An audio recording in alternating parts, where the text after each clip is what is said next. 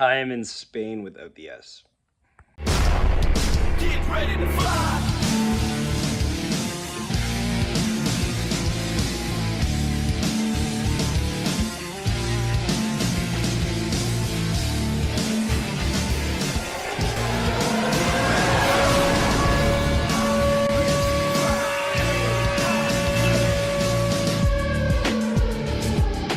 Good morning, afternoon, evening, ladies and gentlemen. Stars fans, welcome, because it'll be mostly Star fans here tonight. Understandable, given the fact that the Winnipeg Jets lost 3-1 to the Dallas Stars. First off, I mean this in the nicest way. I have no ill will towards you guys. I actually think you guys have fielded an incredible team right now. And my frustration is more with the lack of compete level on my own team than your team. That being said, Mason Marchman is a piece of shit. And other than that, it's all good. I just hate people that slash referees. But other than that, we're good.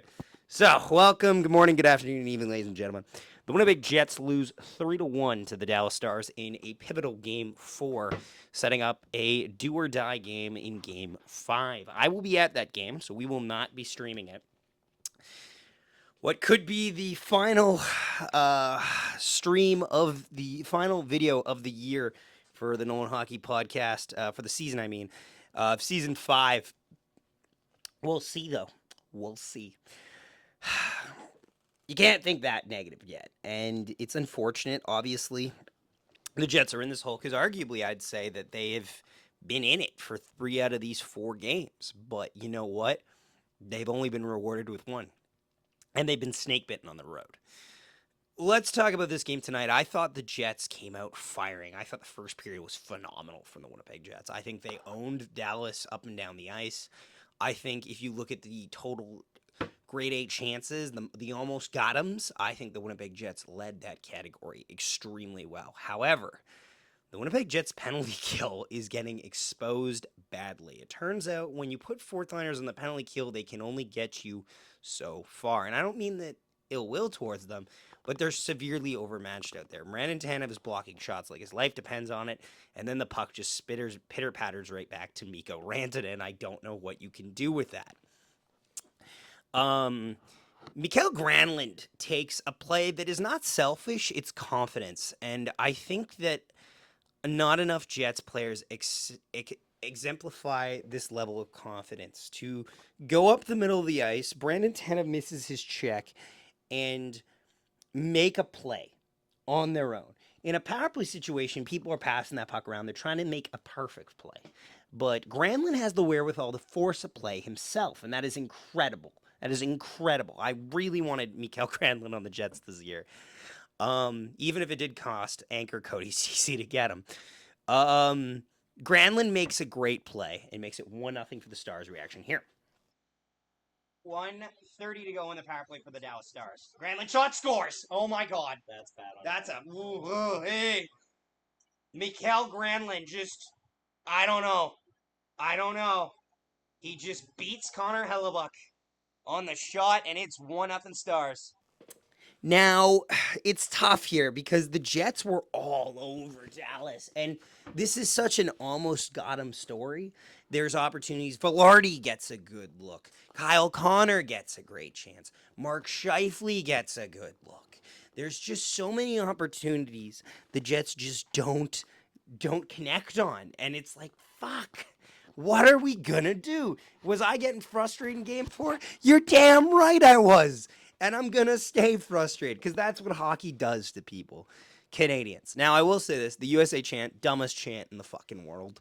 It is the dumbest chant considering there is a majority of American teams back left still in the league. But that's fine. I don't need to teach them geography. That's okay. You're not cheering on us. Thomas Harley's your top defenseman, Canadian. Mikael Granlund won you the game. Finish. Jake Ottinger was good. Admitted American, but still.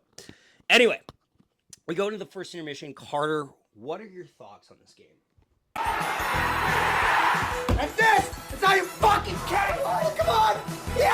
Good morning, afternoon, and My turn, jackass! Get the fuck out of here! What a stop by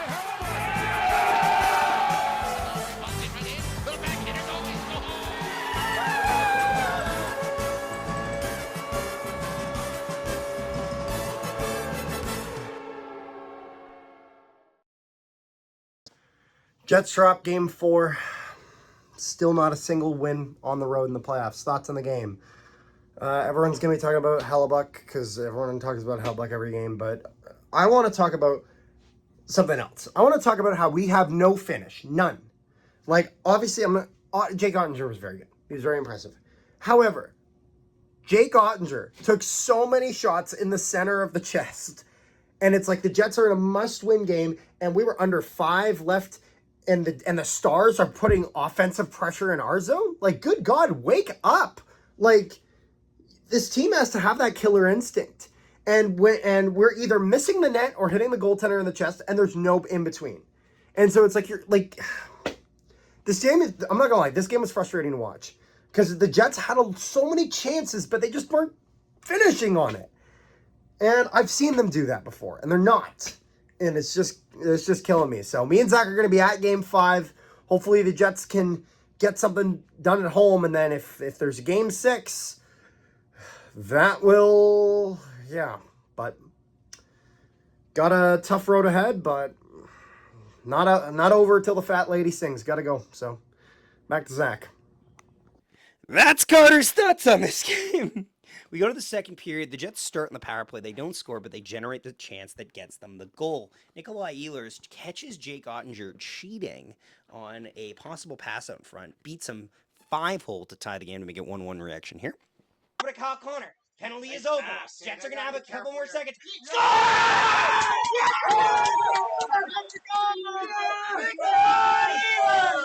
And the Jets have tied the game! I think that was right after the penalty. Right after the penalty expires, Jets tie it! Oh, Nikolai Ehlers! Oh, Nikolai Ehlers! Oh, Nikolai Ehlers! Oh, Nikolai Ehlers! And the Jets then proceed to control the majority of play after this. The run of play was for the Winnipeg Jets. I won't be having any Dallas fervor here.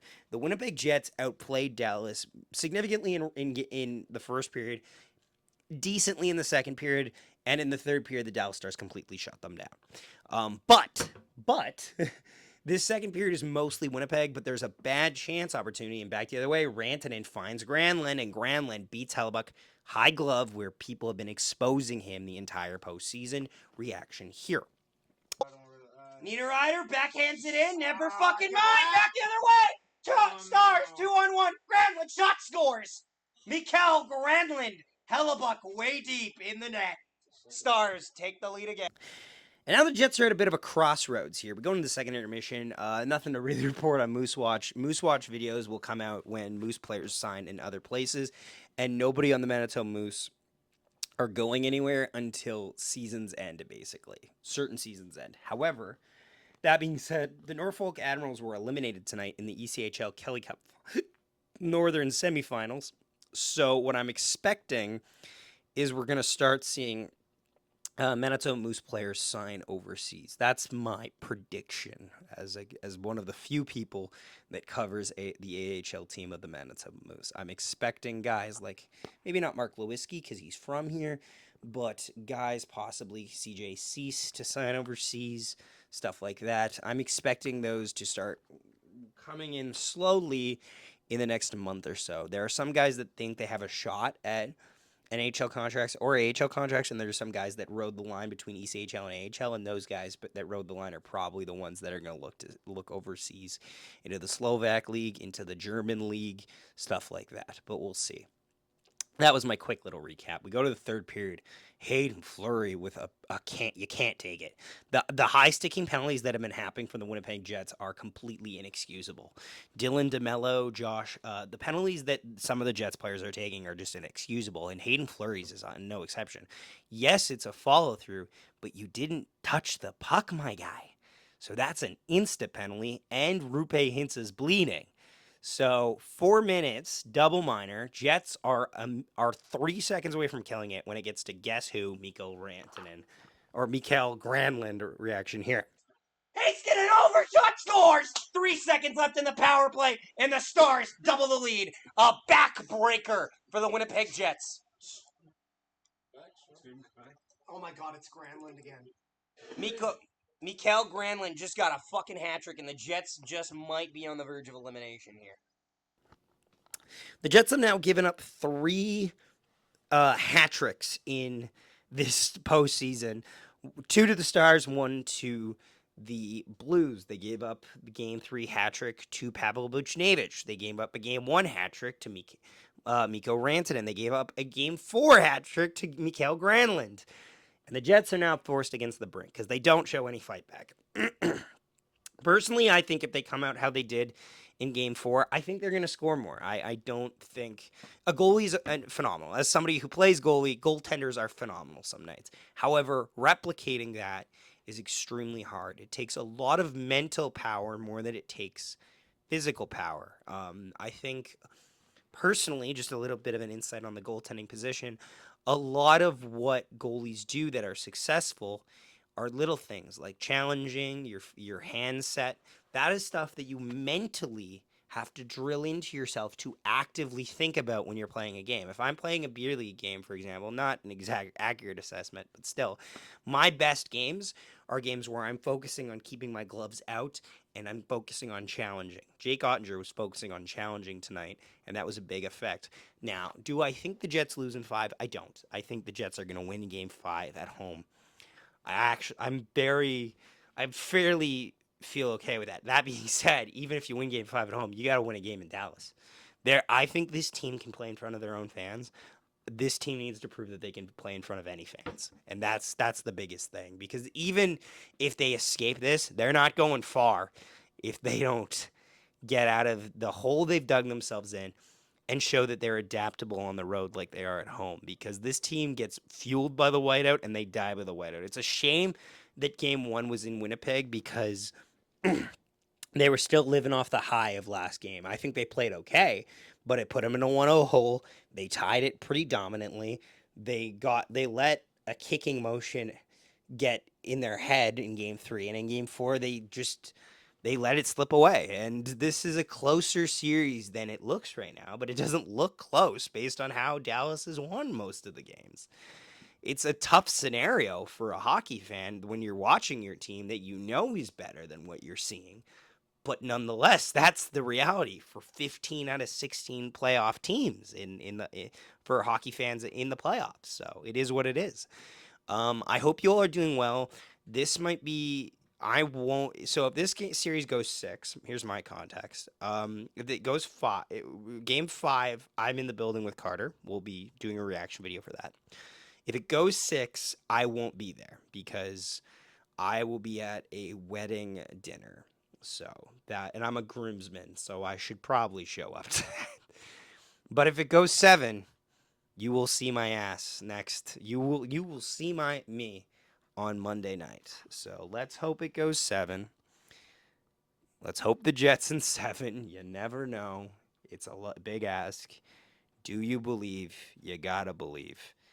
Jets can still turn it around. I hope you all are doing wonderful. Even the Dallas fans appreciate it. Dallas fan donated us $2 American, which is crazy considering their dollar's tanking, but I will take it.